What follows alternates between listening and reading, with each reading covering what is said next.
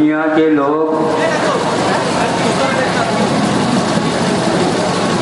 बचते हैं, दूसरे को बचाना चाहते हैं, कहीं किसी की नजर किसी पर लग न जाए, ये कह रहे थे। पीछे वाले को समझ नहीं रहे थे और चंद व्यक्ति केवल ताली बजा रहे थे, नहीं समझे।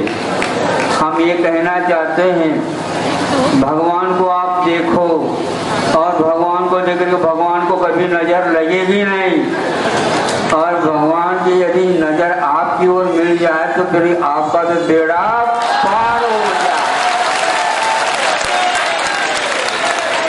नहीं समझे। कोई किसी की नजर लगती नहीं, लग तो जाए कम से कम।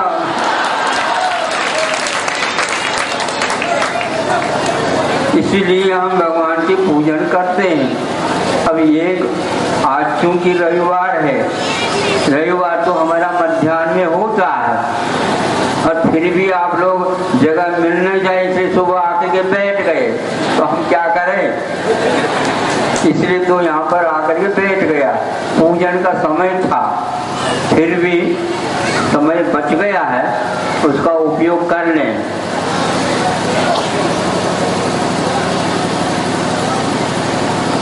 हाथी पालता था एक व्यक्ति, और उसके माध्यम से वो बहुत बड़े बड़े काम कर लेता था, उससे उनको राशि भी काफी मिलती थी, और वह बहुत प्रसन्न था। हाथी भी बहुत प्रसन्न था मालिक के व्यवहार से। मेरे लिए जिन्होंने बहुत ही अच्छे ढंग से पाल रखा है, समय पर वह अच्छे ढंग से काम करता था, और मालिक का भी उसके प्रति काफी विश्वसनीयता बढ़ गई थी। वह चाहता था कि और हमेशा प्रसन्न रहे, लेकिन वो अपनी सीमा तक ही रह सकता है। तो एक दिन क्या किया, थोड़े से उसके सामने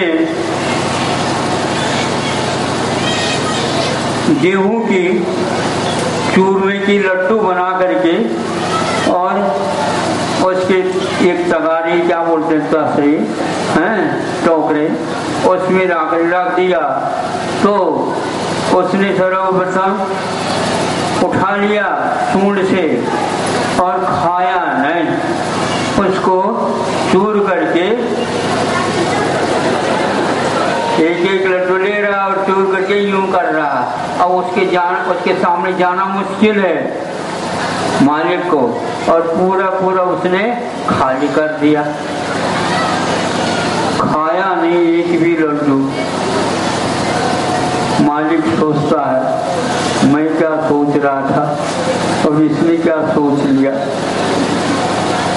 क्या समझ रहे हो हैं? वह विश्वास पात्र है क्या? नहीं है, लेकिन उसे ज्ञान नहीं है। क्या करें, वह तो हमारा हाथी है, और वह मालिक के लिए भी ये हमारे मालिक है, ये भी मानता है।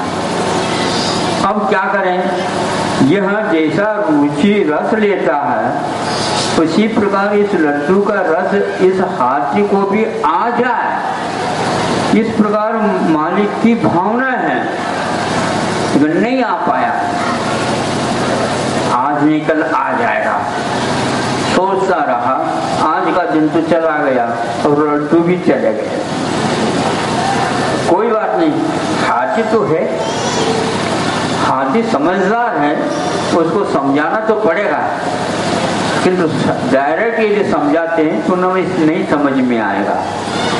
तो सीधा सीधा नहीं, साथ में सोचता रहा, और एक युक्ति उसके समझ में आ गई। सुबह उठा तो वो कल जैसे ही तैयार करके उसने और हाथी के सामने उसको कर दिया। हाथी ने उसको उठा लिया और खा लिया, उठा लिया खा लिया। जैसे कल बिल्कुल मिट्टी समझ करके उड़ा लिया था, आज पूरे उसने खा लिया, लेकिन सीधा नहीं खाया, घुमा करके देने से खाया। घुमा करके क्या दे दिया, कुछ ऐसा चारा बना लिया, उस चारे में उसको चूरमे के लड्डू को इस ढंग से व्यवस्थित कर दिया और उसको दे दिया। क्या शुगर कोटेड होते हैं ना आपके यहाँ? क्या होते हैं शुगर कोटेड? बोलो ना। हैं? वैद्य लोग भी बहुत होशियार होते हैं, बता करके नहीं, ये शुगर है ले लो, तो ले लेते आप, तो दवाई इसके साथ चली जाती। ऐसे उसने कर दिया, घास में रख करके किया। हाथी को ये बात याद नहीं, लेकिन उसको स्वाद तो आ गया। हमें तो स्वाद आना चाहिए, वो काम करो, बाद में रहे खुलेगा खुलेगा नहीं खुलेगा तो स्वाद तो आएगा, कुछ तो होगा ही। उसी प्रकार सीधा आप भगवान के भजन करो तो कहने से नहीं करते, तो क्या करें? इधर वादन रखो, इधर नर्तन कला रखो, इधर गायन रखो, ये सभी कुछ रखो, तो अपने आप ही गर्दन हिलने लग जाती है और आप झूलने लग जाते हैं, ऐसे जैसे झूम रहे हो। इसीलिए आचार्यों ने व्यवहार और निश्चय दो प्रकार के रखे। निश्चय में आत्मा में स्वस्थ होना अथवा पंच परमेष्टि में लीन होना होता है, ध्यान कहलाता है। अब यह ज्ञान, यह ध्यान आप नहीं कर पाते, तो सोचा प्रभु ने इनको ज्ञान के माध्यम से उस कार्य में लगाएं और ये उस माध्यम से पंच परमेष्टि कौन होते, क्या होते हैं, मोक्ष मार्ग क्या होता आदि आदि को अवगत कराया। धीरे धीरे रुचि बढ़ गई, धीरे धीरे पंच परमेष्टि की स्तुति करते करते वो पंच परमेष्टि बनने की भी भावना करने लगा। यही एकमात्र रास्ता है, यही एकमात्र राह है, यही एकमात्र दृष्टि है जिसके माध्यम से हम प्रभु तक जा सकते हैं, तो प्रभु भी बन सकते हैं। अभी तो प्रभु तक आने के मार्ग प्रशस्त कर रहे हैं हम, ताकि आप लोग विदिशा में रह करके विदिशा को भूल जाएं। जहाँ से आए वहाँ से आप भूल जाएं, जहाँ से आए उसकी ओर पीठ हो जाएं, किंतु ऐसे पीठ के ऊपर बैठ करके भगवान को रखा, उसको देखते रहिए। ऐसा उनका प्रभाव पड़ जाता है, दुकान में भी वो बिकने लग जाते हैं। भगवान की आज्ञा दुकान में भी चालू हो जाते हैं। केवल स्वाध्याय करते समय नहीं, किंतु भोजन करते समय नहीं, स्तुति करते समय नहीं, किंतु अन्य समय में भी भगवान की जो आज्ञा है वो याद आने लग जाती है। ये महत्वपूर्ण है, ये महत्वपूर्ण है। बच्चों को पहले शुरुआत में इसी ढंग से घुमाया जाता है, धीरे धीरे घूमते घूमते उनको जब समय समझ में आने लग जाता है, अरे रहस्य तो यह है, उनकी आज्ञा का पालन हमें अक्षरशः यहाँ भी वहाँ भी आज भी और बोलो कल भी, और कल कभी आता नहीं समझे। जब कभी कहो तो आज ही है, तो आज करो कल देख लेंगे।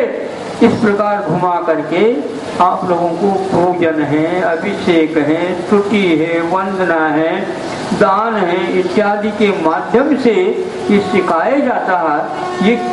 ये गलत नहीं है और ये पूरा भी नहीं है। तुम्हारा है एकदम तो नहीं हो सकता। व्यापार करो, घाटा तो लगेगा, लेकिन फिर भी व्यापार करो। यहाँ नहीं है तो वहाँ जाओ, वहाँ नहीं है तो और कहीं जाओ, व्यापार करो, छोड़ो नहीं तो मुश्किल हो जाएगा, है ना। वह जिस प्रकार आप लोग कर रहे हैं उसी में से कुछ समय बचा करके और आपको इस तरफ दिया जाता है। इसलिए हमने समझा कि पूजन के लिए तो बैठा हूँ, 10 मिनट मिल गए, इसका उपयोग कर लो, नहीं तो आप हल्ला गुल्ला करेंगे ही। महाराज आपके सामने आके कि हम हल्ला और गुल्ला नहीं करेंगे तो वो गल्ला हुआ है। हम गुल्ला ही करने दो, बुराई नहीं, अब बैठो और करो। 10 मिनट का हमने उपयोग कर लिया कि हाथी को तो हमने ऐसा तैयार किया, धीरे धीरे तैयार हो जाओ, फिर बाद में उसके डायरेक्ट ही आपको रस आने लग जाएगा। हम प्रभु से प्रार्थना करते हैं, अब घास में तो रस आ रहा है, घास में रस नहीं है, वो लड्डू तो रखा गया। प्रत्येक क्रिया में,